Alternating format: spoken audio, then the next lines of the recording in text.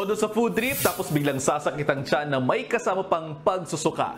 Dahil, di ba? Tungkol dyan ang tanong ng isa nating kapatid na si Joyce Remo. Ang sabi niya, Dok, paano po ba malalaman kung dahil sa kinain iyong nararamdamang sakit ng tiyan at pagsusuka? Nakamamatay po ba ang food poisoning? Ang sabi ni Doc, ang food poisoning ay isang uri ng foodborne illness dulot ng germs o harmful elements na nakakalo sa ating mga iniinom o kinakain. Maaring mangyari ito dahil sa poor hygiene tuwing naghahanda ng mga pagkain.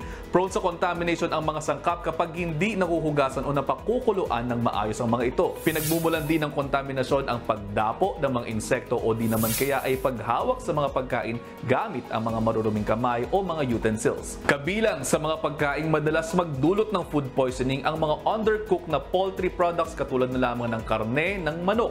Maaari din pong pamugaran ito ng mga bakterya na Campylobacter at Salmonella na makikita sa mga balahibo at laman loob na ating niluluto. Posible rin pong magdulot ng food poisoning ang gulay dahil sa E. coli, sa Salmonella o sa Listeria, lalo na kapag kinakain ng hilaw. Maaari din pong makontamina ng iba pang mga substances ang seafood at shellfish na hindi na-store o naluto ng maayos. Kadalasang lumalabas ang mga sintomas ng food poisoning ilang oras o ilang araw matapos makonsumo ang kontaminado pagkain. Maaaring makaranas ng pagsusuka, pananakit ng tiyan at pagdumi. Pwede rin po yung sabayan ng lagnat at sakit ng ulo. Sa mga pambihirang pagkakataon naman ay maaari din pong mahirapan sa paglunok ang pasyente, lumabo ang paningin at mamanhid ang balat ng mga nakararanas nito. Magpatingin na agad sa mga doktor kapag nakararanas ng higit sa isang araw na diarrhea, sobrang pagkauhaw at bigla ang pagbabago ng kulay at itsura ng dumi. Madalang ang kaso ng pagkamatay dahil sa food poisoning, pero mayroon pa rin ilang mga naitala lalo na sa mga probinsya dahil sa pagkain ng mga nakalalasong root crops, kabute, palaka at isda katulad na lamang ng puffer fish. Para sa iba pang mga katanungan pang kalusugan, i-ask Doc Dex na yan sa aking page o sa official page ng Good Morning Kapatid.